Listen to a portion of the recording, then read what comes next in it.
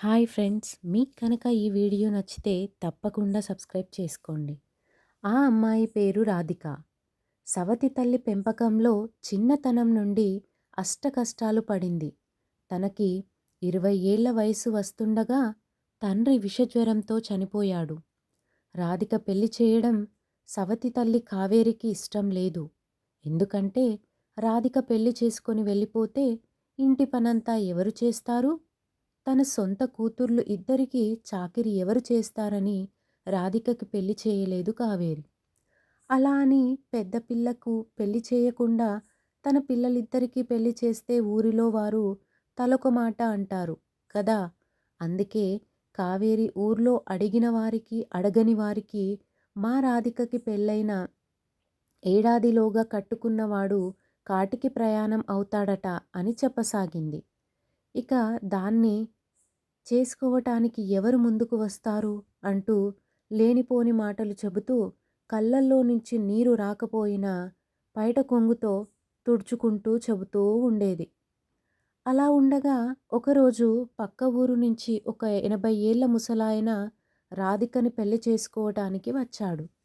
వచ్చి నాకు జాతకాలతో పట్టింపు లేదు అని చెబుతూ నాకు కళ్ళు కళ్ళుమని దగ్గుతూ ఉన్నాడు. అమ్మాయి నాకు బాగా నచ్చింది అని చెప్పాడు. ఆ ముసలాయన వెంట వచ్చిన గుమస్తా కావేరిని పక్కకు తీసుకెళ్ళి, ఈ పెళ్లి గనక మీరు జరిపిస్తే అయ్యగారు మీకు 2 లక్షల డబ్బు ఇస్తారు, పెళ్లి ఖర్చు కూడా ఆయనే భరిస్తారు అని అన్నాడు. అయితే ఇంకేం పని, 10 రోజుల్లో ముహూర్తం పెట్టుకుందాం అని సంతోషంగా వారిని పంపించింది కావేరి. ఈ జన్మంతా నేను పెళ్లి చేసుకోకుండా అయినా ఉంటాను, మీతోనే ఉండిపోతాను, నాకీ పెళ్లి చేయకండి అంటూ కావేరిని చేతులు పట్టుకొని బ్రతిమాలింది రాధిక. ఇంకా నయం, నా కూతుర్ల పెళ్లి జరగాలంటే నువ్వు ఈ పెళ్లి చేసుకోక తప్పదు, వెధవ వేషాలు వేస్తే గదిలో పెట్టి తాళం వేస్తాను అంది కావేరి. చాలా కోపంగా ఆ ముసలాడితో పెళ్లి కన్నా చావు ఎంతో మేలు అనిపిస్తుంది అన్నది రాధిక. అయినా కూడా రాధిక మాటలను ఏమీ పట్టించుకోలేదు. ఆ రోజు రాత్రి ఇంట్లో అందరూ నిద్రపోతుండగా రాధిక ఇంట్లో నుంచి బయటకి అడవి మార్గం పట్టింది. శ్రావణమాసం ఆవడంతో అంతకు ముందే కురిసిన భారీ వర్షాల వల్ల దారి అంతా బురద బురదగా ఉంది. దారికి అటూ ఇటూ అంతా ఉన్న ముళ్ళ పొదల్లోంచి రాళ్ళల్లో నుంచి వెళ్తూ ఉంది. అలా చాలా దూరం నడిచే కాలు నొప్పి పుట్టడంతో దారికి కొంచెం పక్కనే ఉన్న ఒక బావి దగ్గర కూర్చుంది. అక్కడ కూర్చున్న రాధిక తన గతంని తలుచుకొని చాలా బాధపడుతుంది.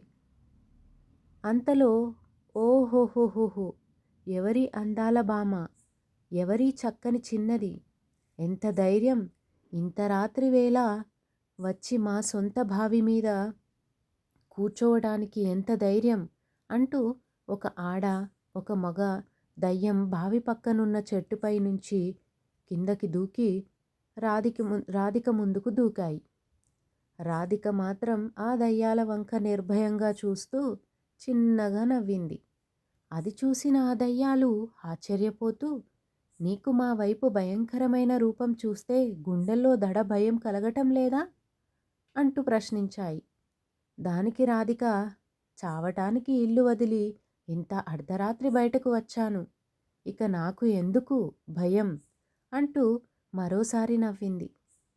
ఆ దయ్యాలు మాత్రమే ముఖాలు ఒకరినొకరు చూసుకొని, చావటానికి వచ్చావా, ఇంతకు నీకు అంత కష్టం ఏం వచ్చింది అని అడిగాయి. అప్పుడు రాధిక నిర్భయంగా తన సవతి తల్లి తనని పెట్టే బాధలు అన్నీ చెప్పుకుంది ఆ దయ్యాలతో.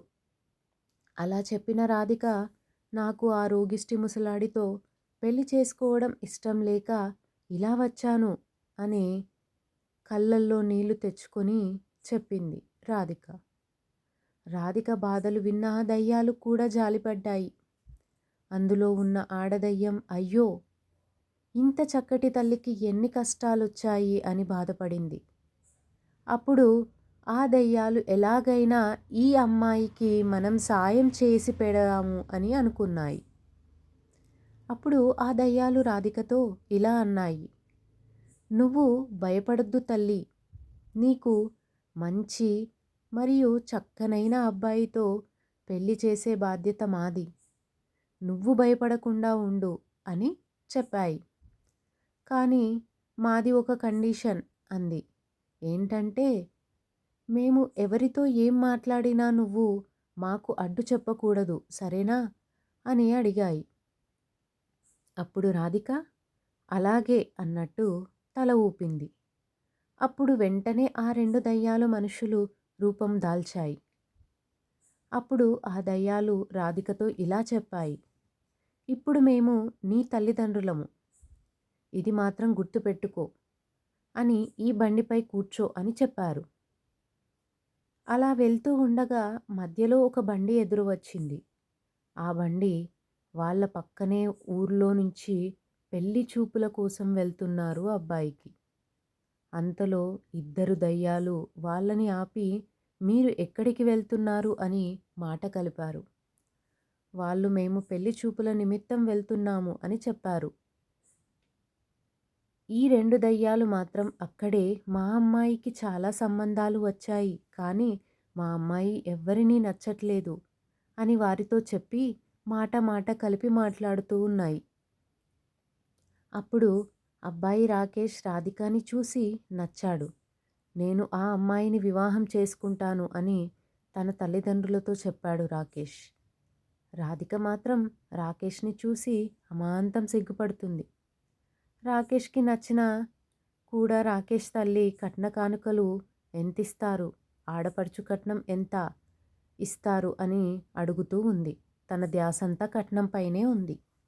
అది విన్న రాకేష్ అమ్మా తెల్లవారితే భాద్రపద మాసం, మరో 2 నెలల వరకి ముహూర్తాలు లేవని మన ఊరి శాస్త్రులు గారు చెప్పారు కదా అన్నాడు.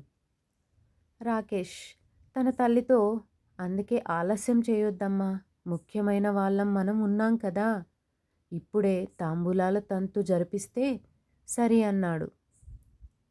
అప్పుడు రాకేష్ తల్లి మాత్రం కట్నం డబ్బు నా కళ్ళ కనపడితేనే పెళ్ళి అని తెగేసి అన్నది. దయ్యాలు 2 మాత్రం మరుక్షణం గుర్రపు బండిలోంచి 4 మూటలు దించి వాటిలోని బంగారు కాసులు రాకేష్ తల్లికి చూపిస్తూ మీరు అడిగిన కట్న కానుకలే కాకుండా ఊర్లో వారికి విందు ఏర్పాటుకు కూడా సరిపడేంత సొమ్ము ఉంది అని అన్నాయి. తొందరగా ఆ మూటలను తన బండిలోకి తీసేసుకుంది రాకేష్ తల్లి. రాకేష్ రాధిక అప్పటికప్పుడు ఉంగరాలు మార్చుకున్నారు. తెల్లవారవుతుంది. వర్షం చాలా ఎక్కువైపోయింది. వారికి ఆ పక్కనే ఉన్న ఆలయం కనిపించింది. దాంతో రాకేష్ తండ్రి మీరు వెళ్ళే దర్శనం చేసుకుని రండి, మేము ఊర్లోకి వెళ్ళి విందు ఏర్పాట్లు చేస్తాము అని అన్నాడు రాకేష్ తండ్రి. దాంతో వాటర్తో నిండిపోయి ఉంది అంతా. రాకేష్ రాధిక చేయి పట్టుకొని నెమ్మదిగా నడుస్తూ ఉన్నాడు. రాధికకి మాత్రం ముచ్చెమటలు పడుతున్నాయి. ఎందుకంటే తమ పెళ్లి చేసింది దయ్యాలు అని తెలిస్తే రాకేష్ ఏమంటాడో అని భయపడుతూ ఉంది. ఏది ఏమైనా అసలు సంగతి ఇంకా దాచిపెట్టినట్లయితే ప్రమాదం జరగవచ్చును అని భావించిన రాధిక తన భర్తతో ఇలా అంటుంది. నా పెళ్లి చేసింది నా తల్లిదండ్రులు కాదు, వాళ్ళు దయ్యాలు అంటూ తన గురించి దాచకుండా అంతా చెప్పేసింది రాకేష్కు. రాకేష్ అది వింటూ ఉండగానే రాకేష్ తల్లి వెనకాల నుంచి ఆ మూటలను కింద ఎత్తేసి మనకు కట్నంగా ఇచ్చింది బంగారు నాణాలు కాదు, మనకు బంగారు నాణాలు అని చూపించి ఎముకలు బూడిద ఇచ్చారు అని వాటిని ఆ నీళ్ళల్లో పడేసింది. వీళ్ళు మనల్ని మోసం చేశారు అని గట్టిగా అరిచింది. అంతా మోసం దగా, బంగారు గాజులు నాణాలు అంటూ ఇచ్చిన మూటల్లో ఉంది అన్ని ఎముకలు. ఇలా మోసం చేసి అమ్మాయిని మా కొడుకుకి ఇవ్వడం సరికాదు అని రాకేష్ తల్లి తండ్రి గట్టిగా అరుస్తున్నారు. ఆ మాటలు వింటూనే దయ్యాలు రెండూ రాకేష్ తల్లితో, అమ్మా, మా కోడలు కట్నం తేలేదని వారిని రాసి రంపాన పెట్టాం. అందుకే చచ్చి ఇలా దయ్యాలమై తిరుగుతున్నాం. మీరు ఇలాంటి పాపానికి ఒడిగట్టి కాలం తీరాక మాలాగా దయ్యాలుగా తిరుగుతారో లేక కోడలితో జీవితమంతా ప్రశాంతంగా గడుపుతారో మీరే నిర్ణయించుకోండి. అయితే ఇంకొకటి, మీ కోడలికి ఏదైనా ప్రమాదం తలపెట్టాలని చూశారో మీకు మరచిపోలేని గుణపాఠం నేర్పించగలమన్న సంగతి మాత్రం మర్చిపోకండి అని రెండు దయ్యాలు వారిని హెచ్చరిస్తూ దయ్యాల రూపాల్లోకి మారిపోయి గాలిలోకి లేచి మాయమైపోయాయి. రాకేష్ తల్లిదండ్రులు చెల్లెలు భయంతో ఒక్క క్షణం వణికిపోయారు. అప్పుడు రాకేష్, అమ్మా, నాన్న, రూపాల్లో మాత్రమే వారు దయ్యాలు. అయితే పరోపకార బుద్ధి వారికి ఉంది.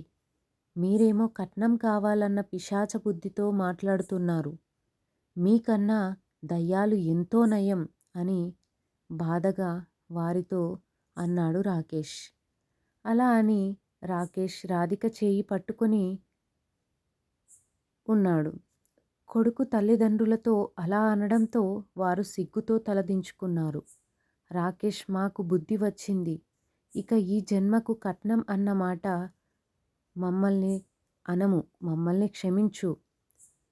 మహాలక్ష్మి లాంటి కోడలు మన ఇంటికి వచ్చింది. మనకేం కావాలి అని అన్నారు ఇద్దరు తల్లిదండ్రులు. అది విన్న రాకేష్ చాలా సంతోషపడ్డాడు. వారిలో వచ్చిన మార్పుకు రాకేష్ ఎంతో ఆనందపడుతూ రాధిక చేతులను ఆప్యాయంగా పట్టుకున్నాడు. అలా కట్నం అన్న మాట వాళ్ళ జీవితంలో నుంచి తీసేసిన తర్వాత వారి జీవితం చాలా ఆనందంగా, చాలా సాఫీగా సాగింది. Thank you friends. మీకు కనుక ఈ వీడియో నచ్చితే ప్లీజ్ సబ్స్క్రైబ్ చేసుకోండి.